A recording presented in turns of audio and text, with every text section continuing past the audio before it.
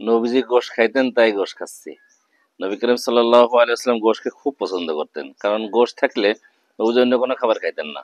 তবে হ্যাঁ, নবীজি সারিদ ভালোবাসতেন, কারণ সারিদ তো গোশ, গোশ এবং রুটির মিশ্রণ। সুতরাং গোশটা খাইতে নবীজি পছন্দ করতেন, তাই আমিও সেটাকে পছন্দ করতে চাচ্ছি।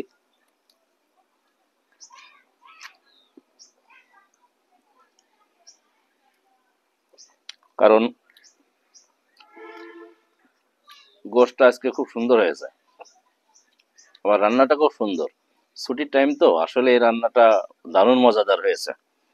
তো আলহামদুলিল্লাহ, আপনারাও সাধ্যমতো চেষ্টা করবেন মাঝে মধ্যে গোশ খাওয়ার জন্য। গোশের কালারটাও খুবই সুন্দর হয়েছে। তো আলহামদুলিল্লাহ, গোশটা ভালোই লাগলো। তো অন্যেরা কেউ খেয়েছে কিনা অবশ্যই খোঁজ নেয়নি, আমাকে রান্না শেষ হওয়ার আগে কিছু গোশ দেওয়া হয়েছে, আমি আগে খেয়ে নিলাম। তো দোয়া করবেন যেন মাঝে মধ্যে গোশ আল্লাহ তালা পৌঁছে দেয় নবীজির সুন্নাত হিসাবে খাওয়ার জন্য।